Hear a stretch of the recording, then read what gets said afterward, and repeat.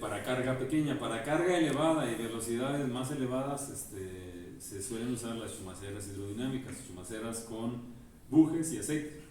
Y se usa el fenómeno de la película delgada, ¿no? Porque entre más delgada soporta más carga, ¿no? Y eso le inyecta amortiguamiento. Y ese amortiguamiento, cuando está rotando la flecha, provoca lo que veíamos la vez pasada, el efecto de cuña, y a todo dar, ¿no? Y la flecha hace como que levita, ¿no? O sea, la película delgada provoca un campo de presión que levanta la flecha, o sea, la levanta. Hasta ahí a todo dar en una velocidad de operación, pero si sigo aumentando la velocidad, si yo sigo aumentando la velocidad, cuando aumento la velocidad angular, estoy aumentando la frecuencia de excitación. ¿Sí? O sea, estoy moviéndome en los bodes, en la respuesta frecuencial me estoy yendo al lado derecho. A medida que aumento la velocidad, hay un momento en el cual las posiciones de equilibrio de la órbita, ¿sí? Voy a poner aquí una chumacera, ¿sí? Un agujerito, la flecha fuera de aquí, fuera de esto tendríamos el lubricante, y luego la flecha, cuando gira, a medida que empieza a girar, va a empezar a aventar el lubricante de un lado para el otro, y luego ocurre el efecto de cuña. En cierta velocidad de operación, ya la flecha va a estar así el centro. Y entonces habrá un campo de presión, dice aquí un campo de presión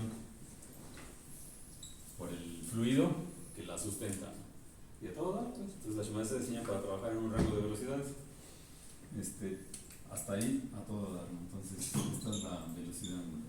Si yo sigo incrementando la velocidad angular, entonces esta posición de equilibrio, la posición de equilibrio de estas coordenadas, pues le voy a poner así x, y, porque no está fijo, o sea, hay un claro, o sea, aquí está exagerado el hueco, pero hay un claro, hay una diferencia, pues, de este diámetro con el diámetro de la flecha, para que pueda haber lubricante. Y ese claro pueden ser de milésimas. Entonces pueden ser 5 milésimas de pulgada, ¿no? Por ejemplo, este equilibrio es una posición de equilibrio para una velocidad constante, digamos, es estable.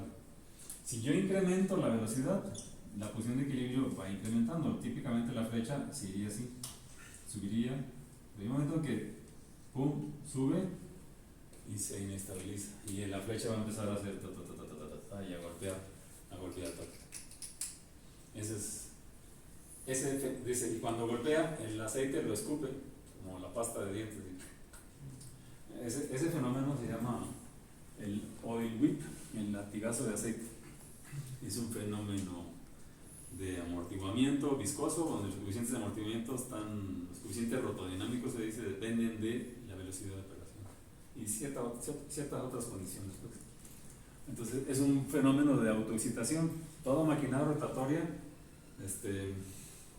tiene un límite de estabilidad a la cual puede operar de manera estable.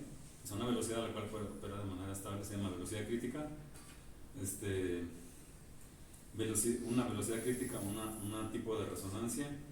Ahí se dice, hay un umbral de estabilidad a partir del cual el sistema se inestabiliza. Entonces todo el sistema no va a funcionar hasta, como se dice, y vivieron felices para siempre, para todas las velocidades. No, hay una velocidad en la que una maquinaria no va a funcionar.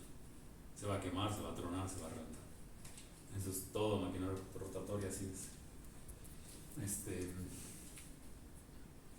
O igual, por ejemplo, cuando dice uno una bomba y no está cebada, pues, cuando trabaja en vacío, en aire, pues como quiere jalar, o sea, la bomba que sube el agua a su casa, ¿sí? Cuando no empuja el agua, cuando no tiene aire y no puede empujar el agua, ¿qué hace la bomba? Como no tiene, pues ella quiere jalar, sigue la velocidad, y dice, pues se puede quemar la bomba, ¿sí?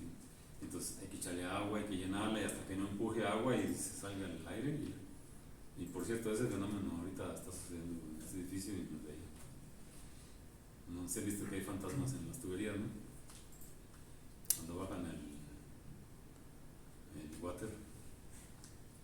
¿No has escuchado? Que bajan y suben. Creí que eran Parece desechos. que alguien golpea arriba. Son los tubos de los baños que tienen aire, tienen el golpe de ariete, Ah, tienen el fenómeno de golpe de ariete, es un fenómeno de inestabilidad del fluido.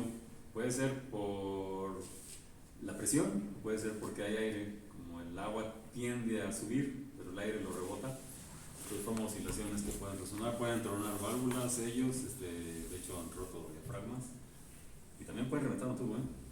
O sea, ese ruido es ese sí, el golpe de aire que está ocurriendo ahorita. En fin, en las turbinas ocurre el fenómeno de aleteo. Las turbinas tienen álabes y son vigas, o sea, son aspas como estas, bueno, de otras formas, que están girando, ¿no? Como el ventilador, así, así, y avienta el aire, o avienta el fluido, o un gas. Bueno, entonces, hay momentos en los que esto finalmente es un sistema más resorte y amortiguador. Hay velocidades o hay condiciones de operación en las cuales esto va a empezar a entrar en resonancia. Y esto se llama el fenómeno de aleteo en las aspas de una turbina y lo puede reventar. Si en un auto una rueda mal balanceada puede provocar ese resplandor, el beeping o el zumbido, ¿no? Dice uno, ¿por qué cuando a baja velocidad funciona bien y cuando le subo a cierta velocidad empieza a hacer así como que así como pájaro loco? Es que algo está mal puesto, ¿no? Y se puede salir la llanta, ¿no? Ya que hay trailers y de pronto avientan una rueda, ¿no? Es por algún defecto que lleva, ¿no?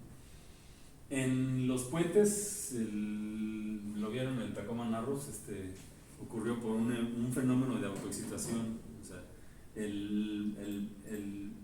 las vibraciones laterales, ¿sí? El balanceo provocó autoexcitación en el efecto torsional, en el efecto de tornillo, y el efecto de tornillo, que es la parte más crítica, lo reventó. El puente de Tacoma Narrows está en los puentes. Es que desde entonces, ahora los puentes, los edificios también se diseñan bajo condiciones aerodinámicas. Pues. Las vibraciones, bueno, esto es lo que les decía en el fluido en tuberías. Les dicen, ahorita me acordé, no me acordaba cómo dice el plomero. A los pinacos le ponen un tubo larguito. para que salga el aire. Metro y medio, dicen las jarras. Dices para que salga el aire. Cuando avienta y hay aire, para que salga el escupes y sale el aire, pero ya después es para estabilizar. No es nada más porque el plomero quiere gastar tubo y cobrarles, ¿no? Sí, esas jarras son para eso. Así que son ideas para estabilizar. ¿De esas no hay aquí?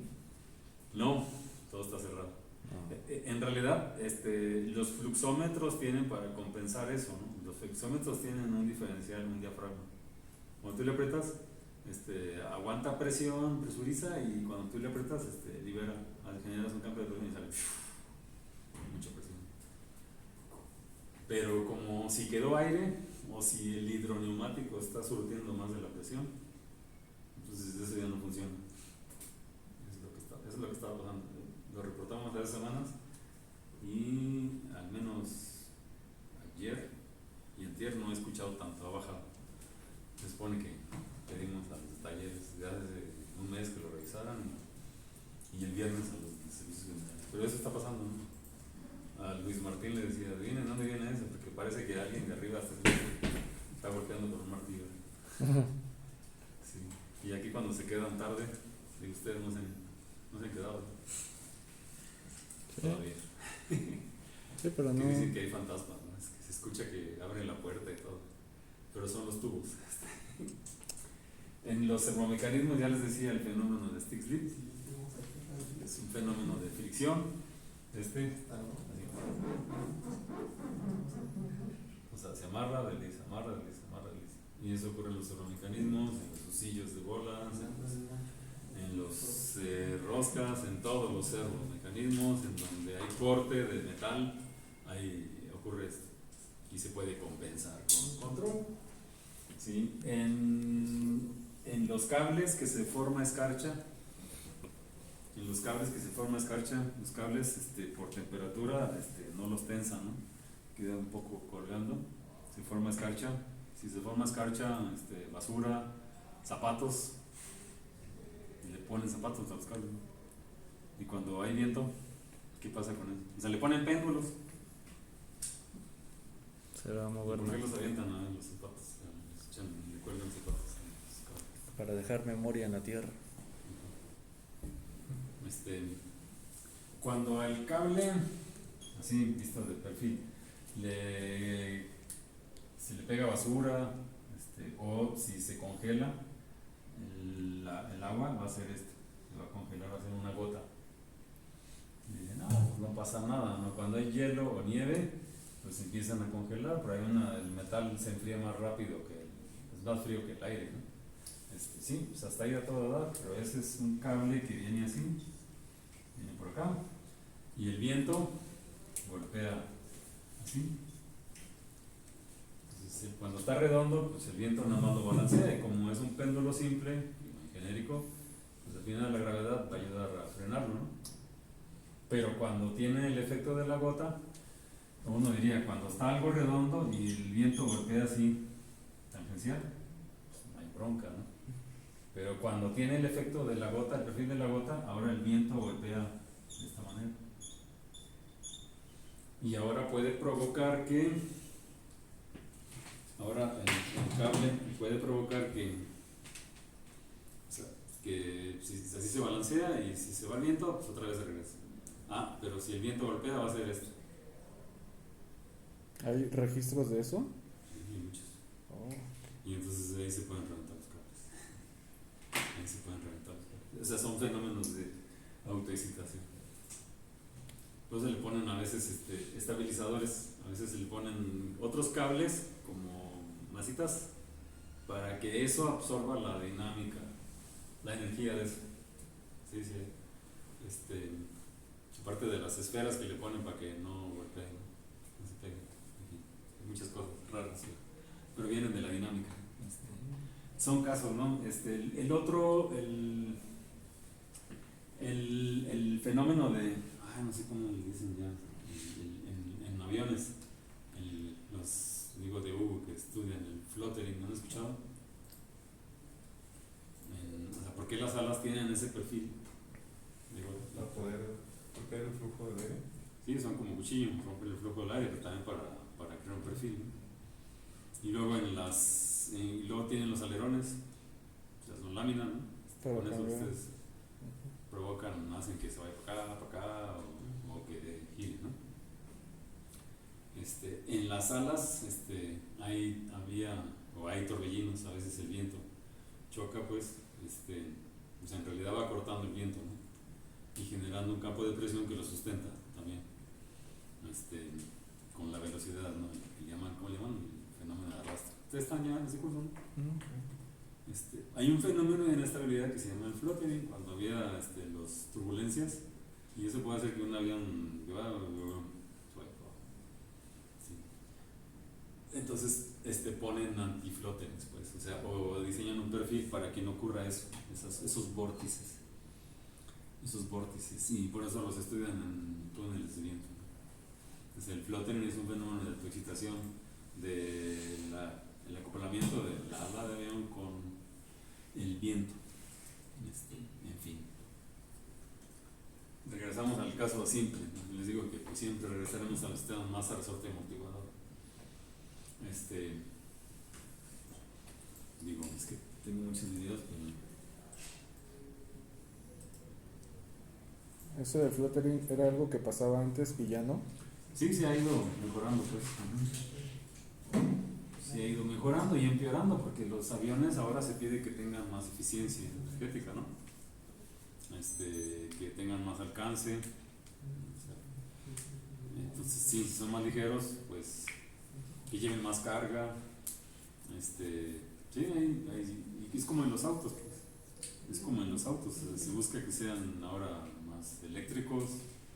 No sé cuándo va a suceder eso. Falta, menos aquí en México, ¿no?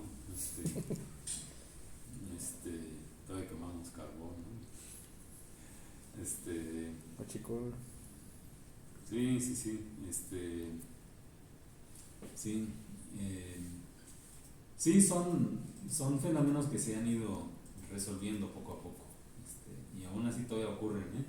Porque el viento, hay que el efecto suelo, hay muchas cosas, ¿no? Aerodinámicas.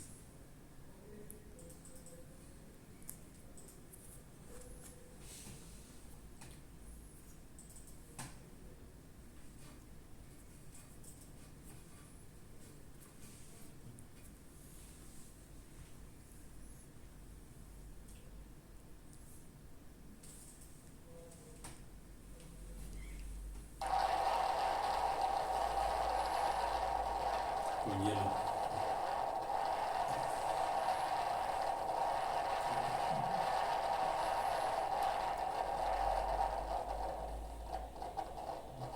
Y pues a veces hasta tumban los postes, ¿no? Ah,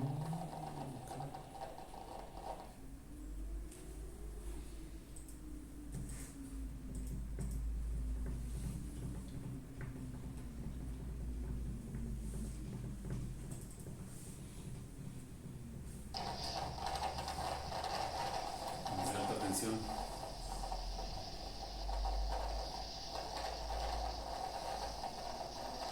Está chido, ¿no? Se caen y se va la cosa.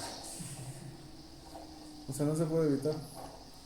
No hay un recubrimiento que evite. Se ponen algunos dispositivos para absorber esa vibración.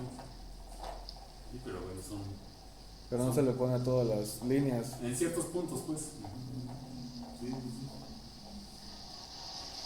Es que hay kilómetros y kilómetros, entonces tienes que pensar en los costos, ¿no? De hecho, esos sistemas se monitorean, la tensión.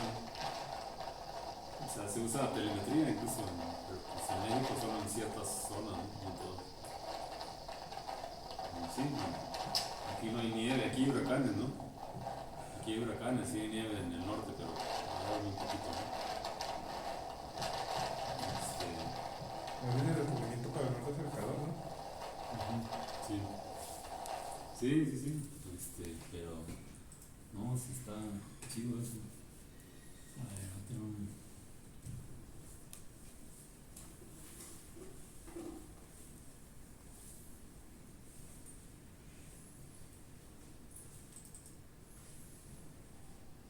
It's the 6th of January in Y son Warrington, de England, teléfono, pues. and we've had the heaviest snows ever here. And we just spotted this phenomenon of the telephone wires Y covered entonces revienta los in cables, ¿no? snow and vibrating. O sea, no solo el peso, It's ¿no? only Cambian the las very frecuencias, slightest o sea, el breeze, peso y la aerodinámica. but it seems likely that this Pero is the revienta. phenomenon. O sea, parecen cosas simples, pero.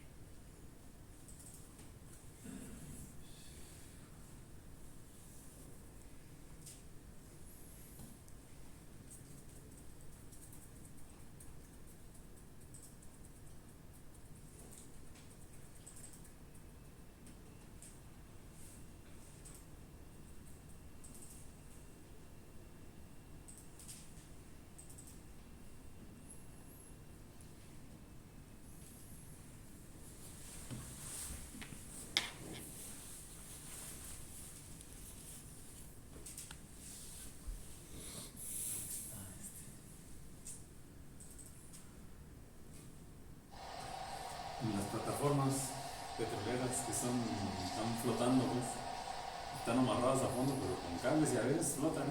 Ese es el mar del norte de Noruega. De hecho, son donde más pagan, ¿eh? Por cierto, si consiguen chamba, ahí es donde más pagan. Puedes pagar $5,000, $6,000 libres de impuestos porque están en zona internacional. Pues sí, pero Sí, ahí viven 3 meses y así. y el riesgo, ¿no? Bueno, pero digo, hay chamba, ¿eh? O sea, programando PLCs y haciendo control y mantenimiento. Sí, sí, sí, ha habido egresados de aquí que están. Hay dos que están ahí. ¿En Noruega? ¿Dónde me En dijo? realidad se contratan con Siemens y los llevan aquí y acá y acá. Y están donde les pagan. Entonces se ganan un montón. Trabajan 3 meses, 6 meses y después descansan otros 6 y pues vuelven a llamar y así. Y ya en un sueldo de una de esas se pueden comprar un departamento en la Dubai y cosas así. O sea, ganan buena lana, pero sí arriesgan la vida. Entonces imagínense estar aquí. Y a veces, y ese oleaje está tranquilo, ¿no?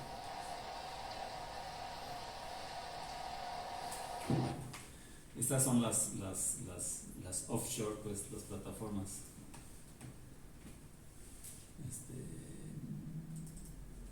No, ahora no, esas son explicaciones de cómo. Hay un montón de cosas, pero bueno. Todo cambia en años, ¿no? Antes, hace 10 años,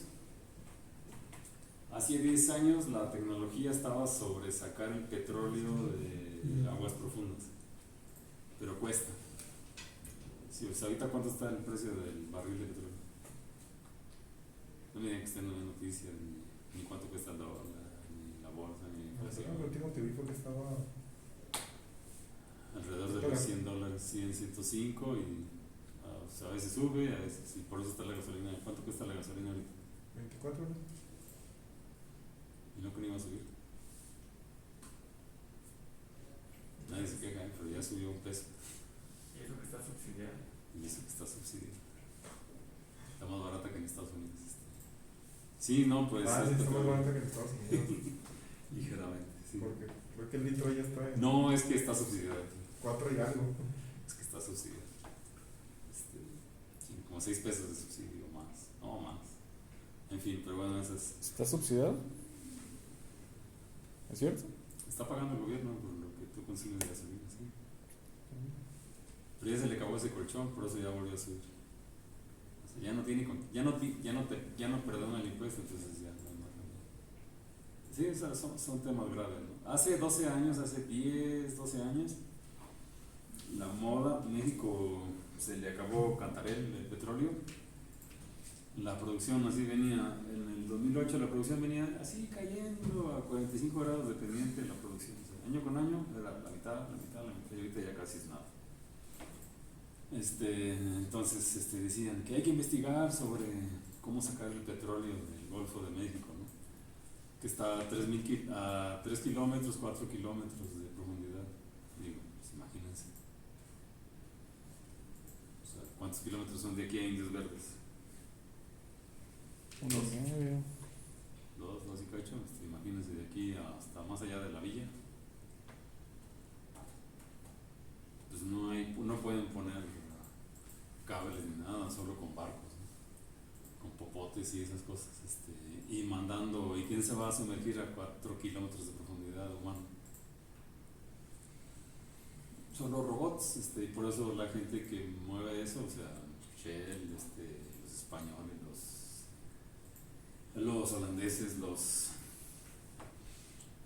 británicos son los que tienen esa infraestructura y eso no se vende, pues eso te lo rento a utilidad, ¿no? O sea, en fin. Entonces nos decían que investigáramos eso, incluso si iba a ser un centro de investigación ya hasta se me olvidó, el Centro de Tecnología para Aguas Profundas, el CETAP en Boca del Río, Veracruz. Se inauguró y todos esos centros de CONACYT, IMP CONACYT, Instituto Mexicano de Petróleo. Pero finalmente nos hizo. Sí, les digo, cambian el tiempo, ¿no? Cambia el tiempo, en poquitos años cambia y como ahora la moda son las energías limpias, entre comillas, pero sigue la gasolina costosa, ¿no? Porque sacarla de aguas profundas cuesta más, ¿no? Entonces, si el petróleo está a $20 y vas a gastar 40 para sacarlo, pues no, mejor hay que se quede, ¿no?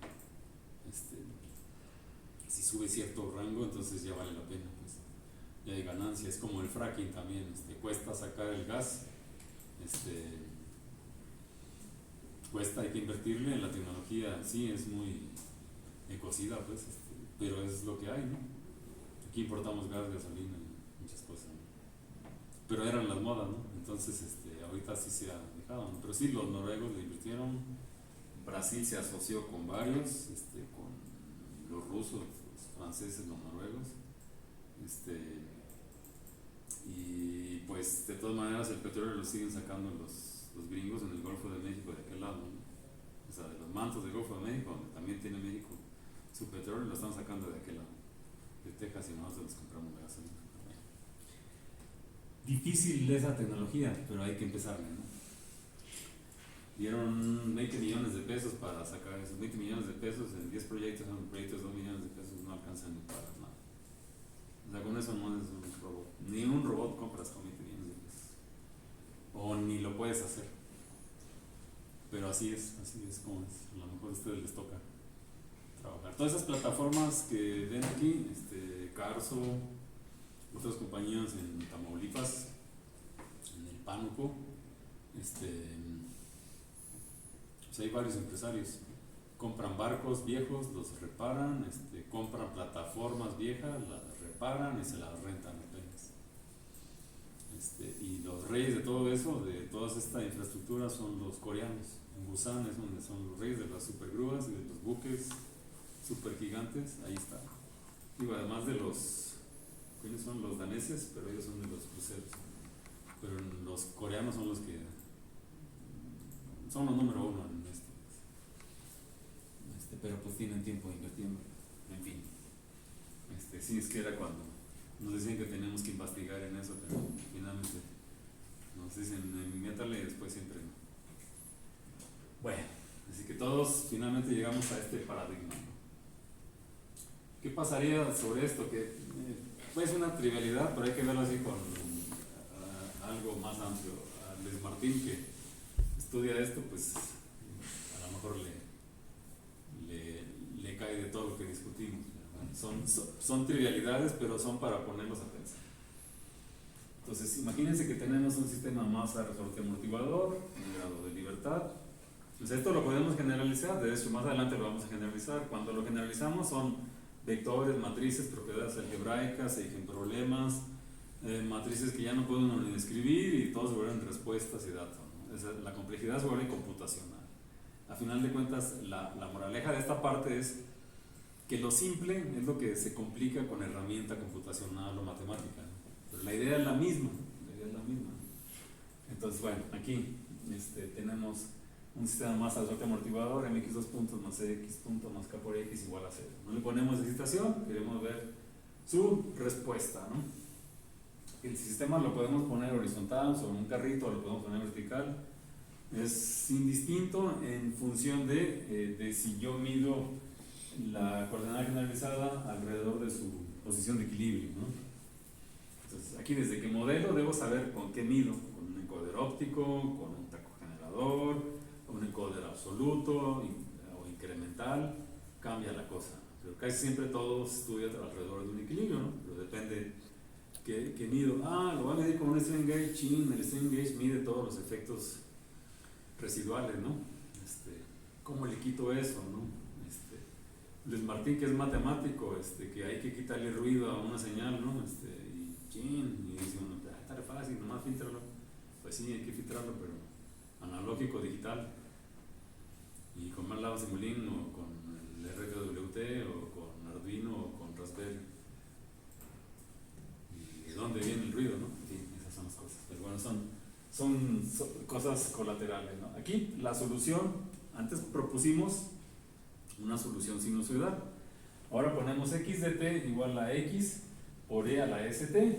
Ahora, x es una amplitud, la incógnita del movimiento, y s, o sea, t es el tiempo, y ponemos la parte exponencial, y s es una variable que va a denotar a los valores propios, o sea, que no es real, puede ser compleja, puede ser imaginaria, puede ser real, y está asociada a los valores propios, entonces no es una variable indeterminada todavía. Si esta solución la derivamos una vez, tenemos la velocidad, dos veces tenemos la aceleración, la reemplazamos en esta ecuación diferencial. Ahora, y les cambio la jugada, primero lo pusimos en el tiempo como a seno de omega t más un ángulo de fase, bueno, ahora lo ponemos como x mayúscula e a la st, pero es lo mismo, pues, porque e a la st ¿cómo se pone la identidad de Euler? ¿Qué nos da? Era WJT, ¿no? Bueno, O sea, W. cuando ponemos esto, IWT. era la I omega t, ¿a qué es igual? Coseno de omega t por Más I seno de. más Y i luego seno, más I seno de omega seno t. de omega t, ¿no? ¿Están de acuerdo que es otra forma de representar el movimiento, ¿no? Armónico. Entonces, puede estar así jugando. Pero bueno, claro, es más compacto así. Si esto lo derivamos dos veces, tendremos la aceleración, una vez la aceleración, lo reemplazamos aquí, lo que hicimos ahorita, ahora lo reemplazamos y nos queda, cancelamos, van a quedar el término común en a la st en todos, lo cancelamos y nos va a quedar una ecuación algebraica ms cuadrada más cs más k igual a 0. Dirían ustedes, lo llevamos al dominio de Laplace, ¿no? ¿Sí? Diría otra gente, lo llevamos al dominio de la frecuencia, al dominio operacional, ¿no? Bueno, lo de Laplace es un caso específico, ¿no? Pero no tuvimos que usar la transformada de Laplace, simplemente llegamos aquí, ese es un indeterminado. Este es el eje en problema ahora, pues, ahora en esta variable indeterminada, S. Entonces, es la ecuación característica, polinomio característico o eje en problema de este sistema masa resorte amortiguador. Si normalizamos respecto de la masa, si dividimos todo respecto de la masa, tendremos S cuadrada más entre ms más k sobre m igual a 0. Luego, si despejamos, evidentemente aquí es una ecuación de segundo grado, de segundo orden. ¿Qué sería lo correcto decir? ¿Grado u orden? Otra parte del lenguaje. ¿Qué sería lo correcto decir? ¿Grado u orden? Pues grado es de polinomio y orden es de ecuación diferencial. O sea, en este caso puede usarse ambos, ¿no? Porque ese es un operador, el operador S es el operador derivada, ¿no? ¿Sí? O sea, indistinto, ¿no? Pero uno debe ver el contexto, ¿no? O sea, sí, aquí aplican ambas cosas, ¿no? Pero a veces puedo que me equivoque, ¿no? A veces la gente en el orden, si estoy en un dominio de Laplace, digo, de grado, es que es orden. Trato de cuestionarle, ¿no? Pero al final de cuentas es un polinomio, ¿no? Ciertamente, pues, así que puede ser un grado. Aquí,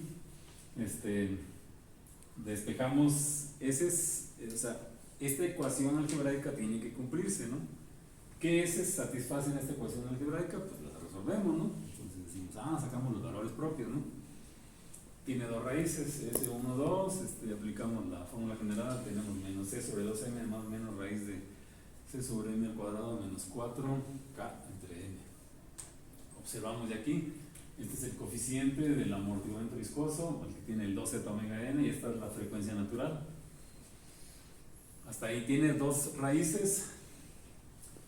¿De qué forma son, pues? O sea, tiene dos raíces. ¿Dónde están? ¿Son reales, son imaginarias, son complejas conjugadas? Hasta aquí todavía depende de estos valores del radical, básicamente, ¿no? Dependerá de las proporciones de los parámetros del sistema.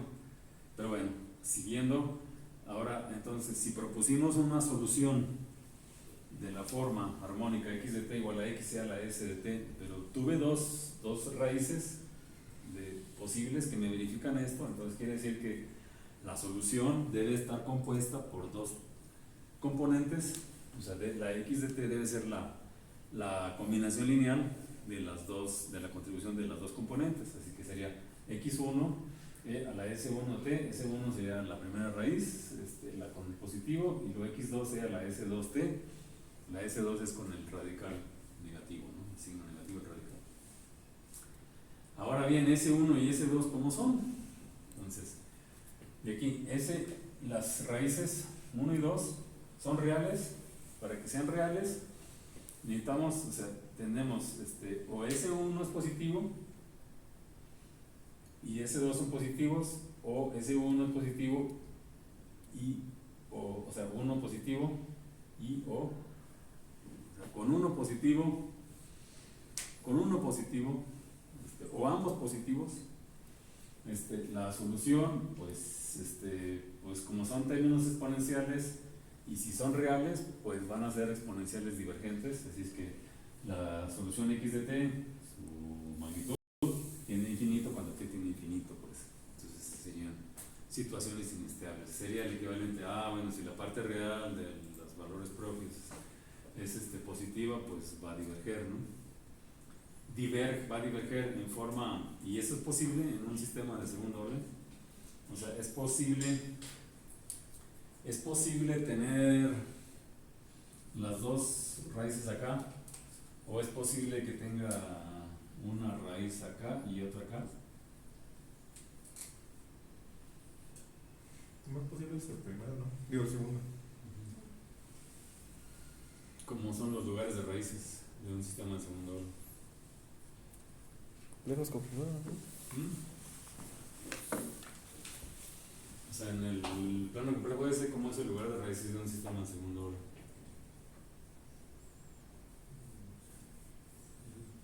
¿Y de acuerdo? Es un arco y cuando llega al centro. O sea, de la parte estable sería así, ¿no? De la parte inestable, pues sería así. Pero cuando llega aquí, se va uno para allá y otro para acá, ¿no? Sí. O sea, uno se acerca al origen y el otro se va al menos infinito, ¿verdad? De la parte estable. Y de la otra, pues también, son ramas. O sea, el lugar de raíces es una circunferencia en todo el plano complejo ese, ¿no? Es todo eso y todo la línea. Entonces, sí es posible que tenga los dos del lado izquierdo o los dos del lado derecho o una de uno. ¿Sí o no?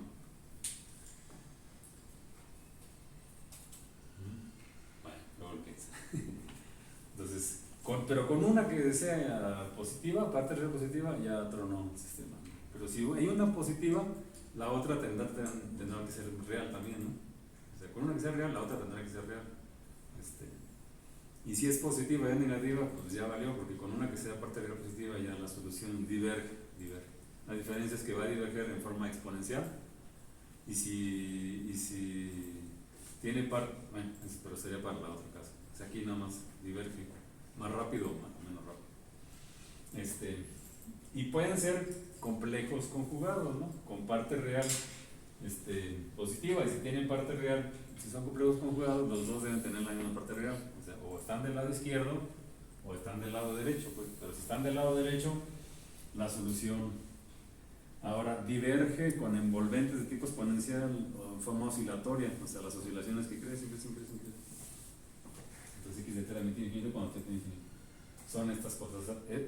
Sí que hay dos situaciones en las cuales podemos tener comportamiento inestable: exponencial o asintóticamente, o divergencia oscilatoria, pero con envolventes divergentes de forma exponencial, oscilando. Hay dos posibilidades, ¿no? Ahora bien, si son reales y las dos del lado izquierdo negativas, pues aquí fácil, ¿no? Si son reales, quiere decir que tenemos exceso de amortiguamiento, porque este punto aquí es el de amortiguamiento crítico, ¿sí? El de z igual a 1, y cuando de ahí es donde tenemos dos valores reales idénticos, ¿no? Los valores propios, y después de ahí ya se van por acá, uno por acá, y se van distanciando. Cualquiera de esos casos que fueran reales con parte real negativa, o sea, negativos, tenemos un comportamiento que tiende a cero cuando t tiene infinito. Si son complejos conjugados pero con parte real negativa, también convergen a cero, oscilando, ahora con una envolvente exponencial convergente al origen, ¿no? Cuando t tiene infinito, también son aquí serían estables. Así que lo mismo que ocurre en la inestabilidad ocurre en la estabilidad. Entonces tienen comportamiento exponencial o asintóticamente estable. O sea, lo exponencial es cuando tienen mucho amortiguamiento, los de parte real. Los complejos conjugados es que tienen amortiguamiento, pues. Entonces la parte de poco amortiguamiento está cerca de aquí, del eje imaginario. De mucho amortiguamiento es cuando se acuesta. Recuerden que hay una beta así en los lugares de raíces. A medida que se acuesta y se hace real, es que tiene amortiguamiento crítico y exceso de amortiguamiento. Cuando se endereza, tiene poco amortiguamiento, pues. Entonces son las situaciones de inestabilidad y estabilidad. Además, dentro de estos casos, es posible que estas raíces estén en el eje imaginario, que sean imaginarias, puramente imaginarias, y si son puramente imaginarias, entonces pues son diferentes de cero, o sea, no se repetirán y tendremos un comportamiento acotado, nada más estable, sinusoides de amplitud acotada, nunca desaparecen, pero no crecen más. La amplitud va a depender de las condiciones iniciales, como vimos en la solución. Y si son reales, porque también puede suceder, son reales, si no tienen ni amortiguamiento ni rigidez, entonces son reales y los dos caen sobre el eje imaginario, pero en cero. Y chin, en este caso, como los ambos son idénticamente cero, se repiten. Entonces aquí, este es el doble integrador, aquí diverge, se va al infinito, cuando tiene infinito es una condición inestable. Entonces tenemos la gama de posibilidades, ¿no? Si le buscamos ahí para el sistema más amortiguador, pues hasta aquí no hemos hurgado sobre las propiedades de sus parámetros. Si hurgamos, veríamos que este polinomio lo podemos factorizar, o sea, lo podemos poner en fracciones, así como términos s menos s1, s menos s2, donde s1 y s2 son las raíces.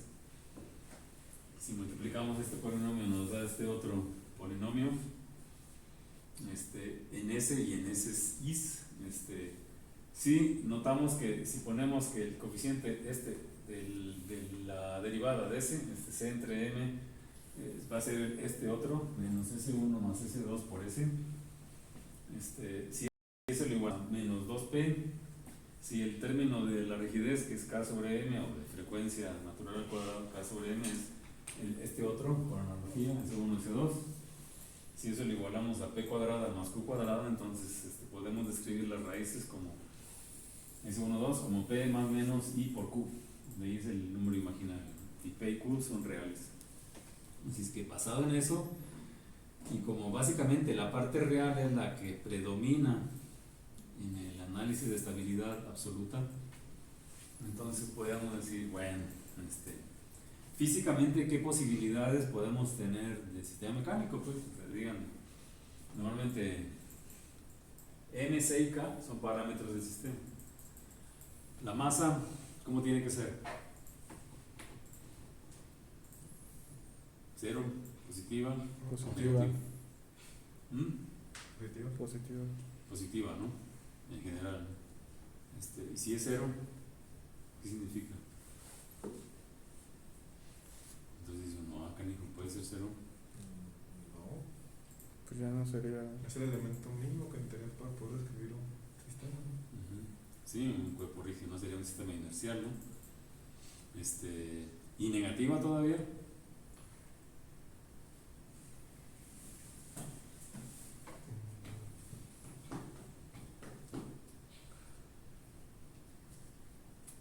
Los O astrónomos, sea, en el mundo real no. los cosmólogos y los astrónomos dicen que sí existen las masas negativas y los agujeros negros y las energías oscuras, ¿no? Pero eso es a otro nivel. Sí, o sea, el tamaño en el que trabajamos nosotros, pues la masa debe de existir. Sí, ser definido no, pero por sí. te estoy poniendo a prueba eso. Y en los hechos, bueno, aquí físicamente, pues no, o sea, en el contexto común y corriente, pues mi auto, ¿cómo se puede tener masa cero?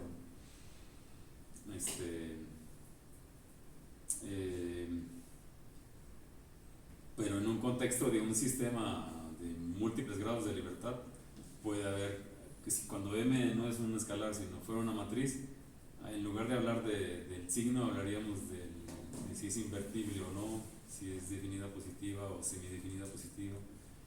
O sea, requeriríamos la invertibilidad, ¿no? Y ustedes que están viendo robots, entonces dicen, y que es cuando no es invertible, hay singularidades, ¿no? Sí, o sea, hay momentos, hay coordenadas, hay posiciones en las cuales se pierde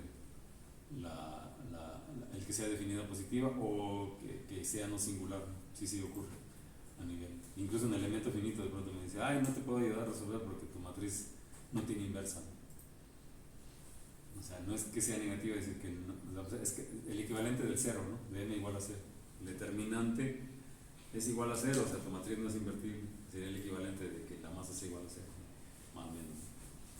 En fin, pero solo es ponernos a pensar, ¿no? Pero bueno, en el contexto común y corriente terrenal, pues decimos, bueno, si suponemos que la masa, si suponemos que la masa es positiva, entonces pues podemos determinar de lo que ahorita parametrizamos de las raíces lo siguiente: si el amortiguamiento es positivo y la rigidez es positiva, o sea, si m, c y k son positivos, esta componente p, que es igual a menos c sobre 2m, va a ser negativo, pero como p es la parte real, eso todo da, ¿no? Porque pues entonces la parte real de las dos raíces pues va a ser negativa, tener una estabilidad asintótica exponencial.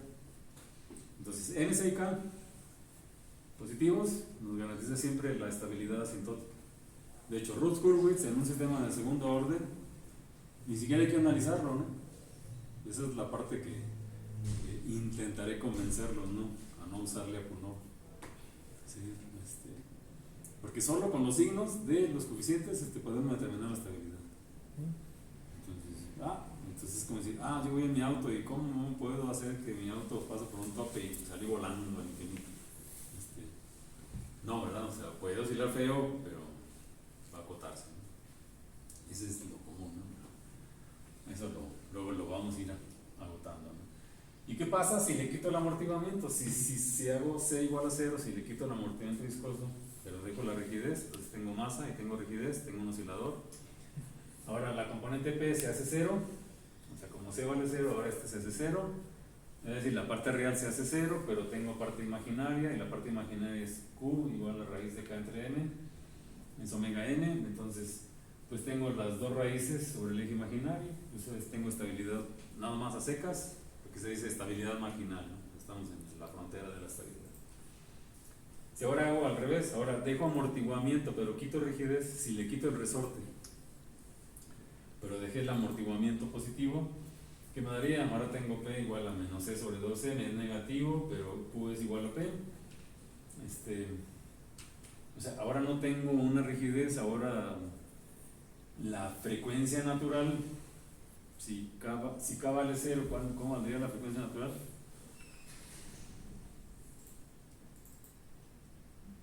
No tendría. O sea, si este es el omega n cuadrado, la raíz de K sobre M, ¿cuánto valdría el omega n? 0. 0. Y si la frecuencia natural vale 0, Es estricto. ¿dónde estamos en el lugar de raíces? Estabilidad asintótica. O sea, estas ramas, aquí decimos es el I omega, frecuencia que crece, frecuencia que decrece hacia abajo. O sea, el eje imaginario es donde X es frecuencia 0, y si nos alejamos estamos aumentando la frecuencia. Entonces si me dice que le quité la rigidez, entonces le quité la rigidez pero dejé el amortiguamiento, entonces sí, como tiene amortiguador, entonces un factor, una raíz me da negativa, pero la otra me da igual a 0. Canijo, ¿y eso es estable o es inestable? Estable. Estable, ¿no? O sea, tengo un integrador, está bien, pero no se repite, ¿no? Y el otro está a la izquierda, entonces tengo estabilidad asintótica. Entonces, este sistema responde como si fuera un sistema de primer orden. O sea, va a tener una respuesta exponencial. Porque el otro es un integrador. El otro es un integrador. Si le exageramos, decimos, vamos a quitarle la rigidez y el amortiguamiento, o sea, ambos casos de arriba. Le quito el amortiguador y le quito la rigidez. Bueno, ahora P vale 0 y Q también vale 0. O sea, no tiene ni parte real ni parte imaginaria, entonces pues se repiten, estamos en el origen. Este es el caso inestable, ¿no? Es el caso del doble integrador. Si no tengo ni amortiguamiento ni rigidez, solo es un sistema inercial. O sea, si tengo una masa y la empujo y no tiene ni que frenarla ni que regresar la energía potencial, pues ahí seguiría, ¿no? Se seguiría moviendo hasta donde quiera, ¿no? Es inestable. ¿Y qué pasa? ¿Qué pasaría si el amortiguamiento fuera negativo o la rigidez fuera negativa? Primero, en términos de coeficiente. ¿Qué pasaría? Bueno, si C fuera negativo, como P es igual a menos C sobre 2M, sería ahora positivo esta cantidad. Porque partimos de que M es positivo. Y ya con que sea positiva, pues como real, pues ya. Bailó. Amortiguamiento positivo, negativo nos da parte real de las raíces, positiva, inestable. Si la rigidez es negativa, entonces, pues, ¿cómo sería la frecuencia? Físicamente, ¿cómo sería eso? Esa es la cuestión, ¿no? El amortiguamiento se me figura como echándole aceite, aumentando, O sea, disminuyendo. lo puedes reducir, pero hacer negativo, Sí, ¿verdad? sí se puede. Sí. Bueno. De hecho, esa es la pregunta, ¿no? Sí. El sistema masa resorte amortiguador puede, si partimos de que M es positiva, ¿no? Si la amortiguación es negativo o la rigidez es negativa, ya nos produce inestabilidad. Entonces, es que me adelanto a esta tu pregunta, ¿no? ¿Cómo puede darse estos casos? ¿Son posibles? Justamente acabamos de hablar de que hay casos de los fenómenos de autoexcitación, autorresonancia, sistemas paramétricos que tienen parámetros que cambian, el auto que pasa por agua, deslizante o aceite, sí, o sea, si le reduces, lo reduces bastante bruscamente, ¿no? ¿Se puede dar? Sí, se puede dar. Sí se puede dar. Para una suspensión no está uno acostumbrado, ¿no? Pero se puede dar. Sí se puede hacer. Y es cuando uno debe tener cuidado, pues. O sea, lo reducimos, pero no a cero y mucho menos negativo. Sí, uno trabaja en el precipicio llamado el eje imaginario, pero ni muy ni tan. Sí, o sea, porque el mundo bonito sería trabajar sobre la línea real, pero ahí no vibra. Y ahí tiro toda la energía. O sea, no queremos vibraciones en general, pero para no tener vibraciones hay que matar todo, ¿no? O sea, hay que poner un montón de, como decir, quiero que se vaya la temperatura de aquí, abran todo el aire libre, pero de todas maneras el aire. O sea, matamos en un refrigerador, ¿no? Sí es posible, pues. Sí es posible, y de hecho es lo que uno busca en muchas soluciones de la ingeniería. ¿Como cuál? Cuando uno compra una computadora, ¿en qué viene? Un cartón, unicel. Cuando ustedes piden, ustedes yo sé que compran más que nosotros o yo de Amazon y de Mercado Libre. ¿Cómo viene enfocado? Cartón, ¿Qué más trae? O sea, una caja. plástico, ¿Qué trae esa caja? más cartón, unicel. Unicel o burbujas o aire, ¿no? Es un aislante, es un aislador. ¿Por qué se le pone aislamiento? ¿O por qué a las ruedas de la bicicleta o de un auto le pone un amortiguador y una suspensión con resortes? O sea, ¿por qué no le ponemos rígido? Porque queremos que no se acople completamente, ¿no? ¿Y qué pasa si el resorte lo pongo muy blandito? Pues no lo pongo tan blandito porque se va a deformar todo y se va a aplastar, ¿no? Y entonces, ¿y por qué no le ponemos mucho amortiguamiento? Porque se va a poner duro el amortiguador y va a ser equivalente a no poner suspensión, ¿no? Pero en el caso de los empaques, para proteger lo que va adentro de los golpes del exterior, de los movimientos, aislamos, o sea, le ponemos una capa con poca rigidez, o sea, para que amortigüe o para que se desacople del exterior. ¿Qué pasa con un satélite que se manda, pues, o sea, una cápsula o la instrumentación? Se tiene que proteger de todo eso. De hecho, en los cohetes, saben que está de moda que los Teslas que hicieron en la NASA la última prueba del supercohete que van a mandar a Marte y otro a la Luna, así en un 2x3. Pues esas cosas sacuden la instrumentación y lo que va adentro hasta 14 veces G, 14 Gs. Entonces, la electrónica que va ahí no tiene que romperse a eso. Y mandan los Curiosities o los, ¿cómo se llama el que anda en Marte? El robot. ¿Robert? No, ese ya pasó de moda, ¿no? Ese ya está, es chatarra ya. ¿cómo se llama el nuevo? ¿Cómo se llama? Es curioso, ¿no? Curioso. Bueno, pero el caso es de que los avientan, o sea, llegan en un paracaídas y llegan y caen de impacto. Y tienen que cuidar que llegue bien, ¿no? Que llegue saludable, ¿no? Van en empaques, van con suspensiones, van aislados, pues. El aislamiento es en realidad cuando aislamos queremos bajar esto. O sea, idealmente cero. Porque el negativo nos lo haría inestable, ¿no? Idealmente cero, entonces lo hacemos físicamente y con control, con las entradas externas, si tuviéramos manera de manipular, lo podemos hacer con retroalimentación. Pero sí, o sea, si ustedes desborran esto, tendrían un sistema inercial, y un sistema inercial, pues está ahora sí que libre de suspensión de contacto. Es lo que se suele hacer, ¿no? Con el aislamiento. Un problema que vamos a abordar, el aislamiento de vibración. Entonces sí, de hecho, pero uno las quiere llevar a cero, no negativa, negativo no porque sería inestable. Pero de hecho se puede hacer, se retroalimenta, si retroalimentamos desplazamiento, modificamos la rigidez presente en el sistema. Si retroalimentamos velocidad, modificamos, o sea, si ponemos un control proporcional, estamos modificando la rigidez. Si metemos un control de velocidad, o sea, una parte derivativa, estamos modificando el amortiguamiento. Si ustedes lo hacen con retro negativa, lo incrementan; si lo hacen con retro positiva, lo reducen. O sea, lo aislamos.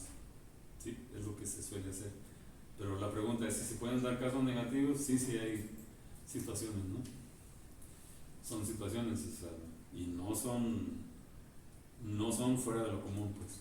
O sea, son los fenómenos raros, ¿no? Que por eso les hablaba de la autoexcitación, a la que no estamos tan acostumbrados, ¿no?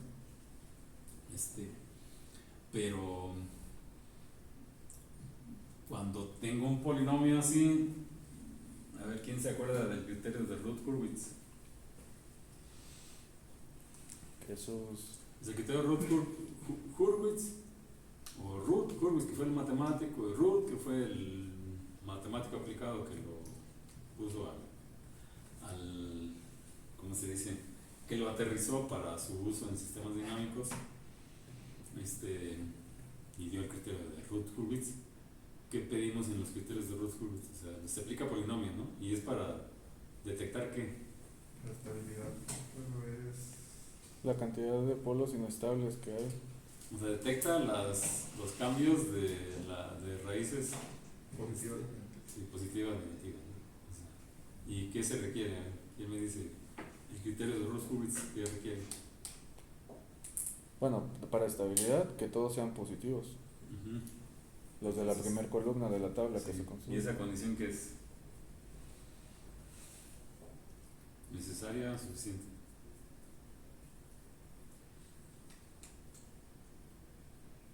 ¿Qué pasó? Es necesario nada más. En general, ¿sí? ¿Y cuál es la otra condición que necesitamos? Como según yo, todos los valores de la tabla tienen que ser positivos. Sí, Porque esa no- es lo primerito. O sea, esa primera condición verifica que todos los coeficientes sean positivos o negativos. O sea, es del mismo No, signo. pero de toda la tabla, cuando tú Todos del mismo analizas- signo. Y luego construyes una tabla y buscas los cambios de signo, ¿no? En esos coeficientes, ¿no? ¿Sí? O sea, con ciertos cálculos que si por entre el otro, ¿no? Sí. O sea, son los menores, son los menores principales, ¿no? Lo que da el criterio de Sylvester. Pero se necesita para un sistema de segundo orden. En un sistema de segundo orden, la condición necesaria, que también es suficiente, estricta para estabilidad, es que todos los coeficientes sean positivos. Ya no debe hacer nada, ¿no? Ni despejarla, ¿no? Esas anécdotas se las platico a Martín en la noche, ¿no? Ahí está hasta las 10. No hay que hacer nada. digo, que esa es pregunta de examen y ahí están resolviendo, no, es que no hay que hacer nada. O sea, basta nomás verificar signos. O sea, en ese caso de un sistema de segundo orden, las condiciones necesarias y suficientes son que todos los coeficientes tengan el mismo signo. Y es necesaria y suficiente. No hay que calcular nada. Y si las calculan, es redundante. Para un sistema de segundo orden. Para uno tercer orden, cuarto orden ya cambia la cosa. Pero en un segundo orden no. Y como en sistemas mecánicos, los grados de libertad están asociados a respuestas de sistemas de segundo orden. Pues, y como siempre vamos a intentar descomponer en subsistemas de segundo orden, pues de ahí va el paradigma, ¿no? Así que esto que sí es muy trivial, se generaliza más adelante, ¿no? Pero bueno, eso lo vamos a ir abordando, ¿no? Pero sí, el hecho es que sí se dan casos de amortiguamiento negativo y rigidez negativa, ¿no? Y que de hecho se persigue en satélites, en cohetes, para problemas de aislamiento, en maquinaria. En maquinaria, por eso le pone uno, ¿por qué le pone uno hules a estas cosas? Pues para aislarlo.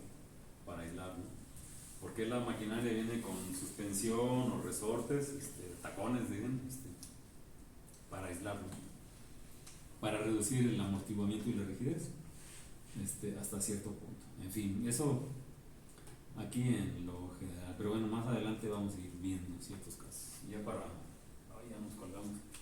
Simplemente para cerrar esta famosa introducción, siempre digo que me quiero echar 10 horas, pero me tardo mucho. Entonces, bueno, si queremos cerrar, redondear esta parte. Si quisiéramos decir un procedimiento para análisis de vibraciones, ¿qué deberíamos hacer?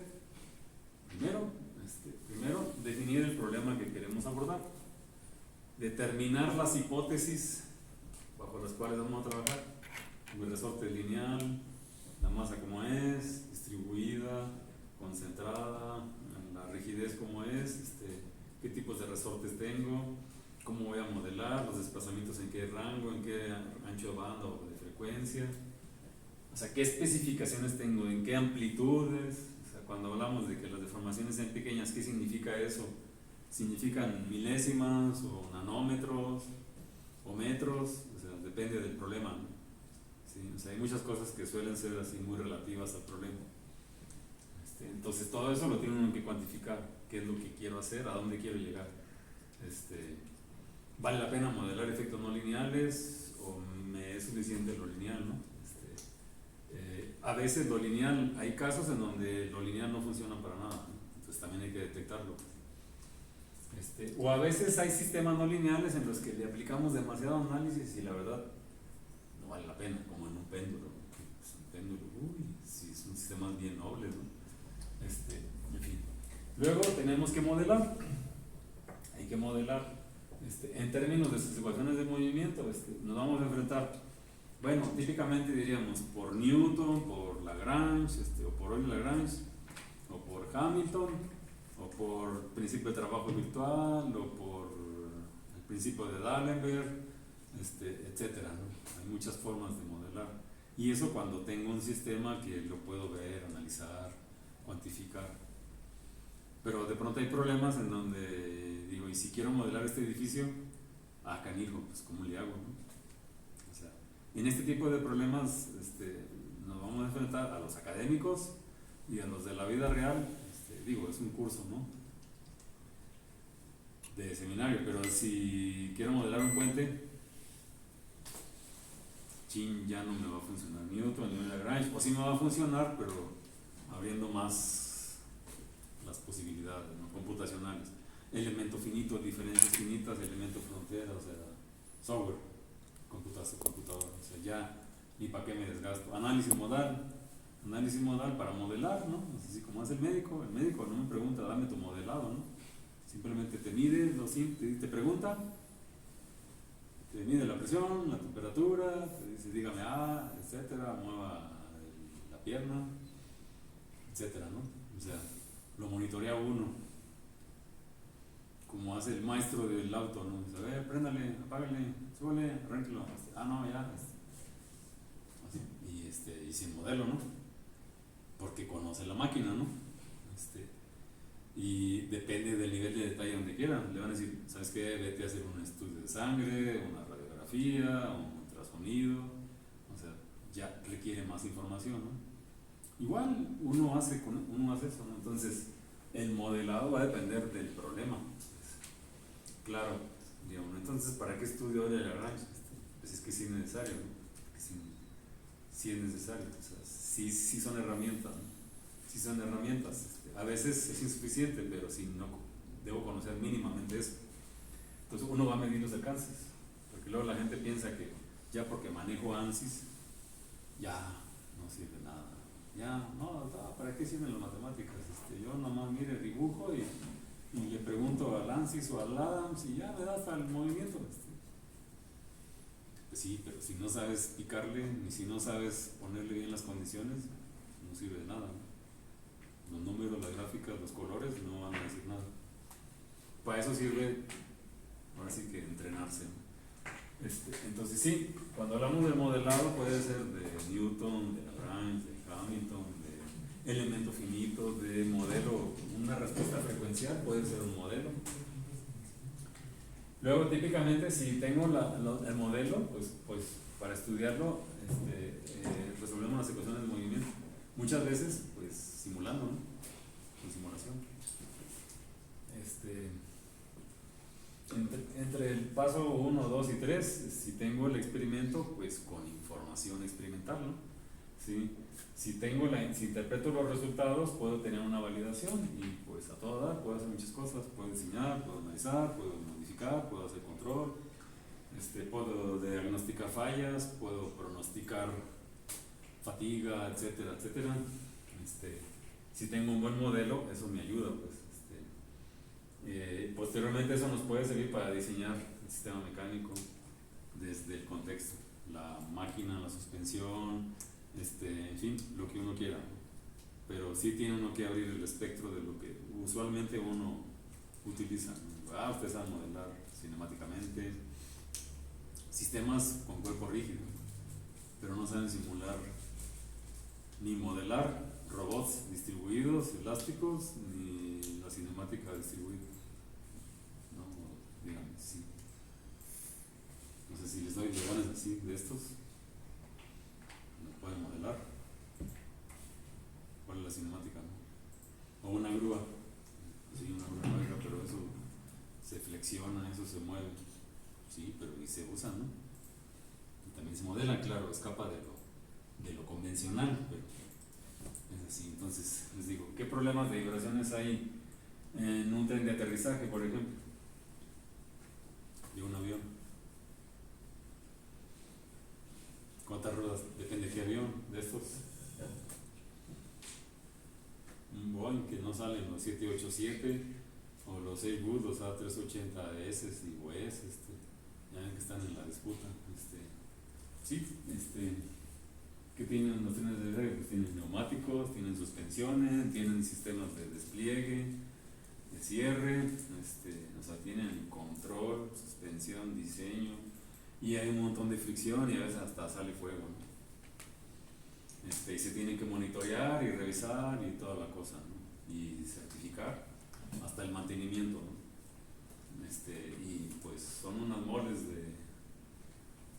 son cosas de 70 toneladas volando, ¿no? Y van en una ruedita, ¿no?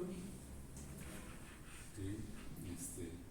Pues estos trenes de aterrizaje se certifican por decir, egresados de aquí trabajan en Safran y se han especializado en la certificación de trenes de aterrizaje. Sí, o sea, parece, no es ciencia ficción, no eso ocurre, ¿no? Safran Querétaro, empresa francesa, pues. Y sí, ¿verdad? Y sí hay amortiguadores, hay vibraciones, hay desgaste, hay neumático, hay mucho de normatividad, y por supuesto que tienen que ir a prepararse, ¿no? De peritos a París, a Toulouse. Pero bueno, hay problemas de vibraciones, ¿no? Entonces, ¿dónde están las masas, los resortes, los amortiguadores? Bueno, ya son problemas de ingeniería, son problemas más complejos, ¿no? Pero igual, todos los problemas se abordan, ¿no? Pero bueno, aquí le paramos por ahora. Nos vemos.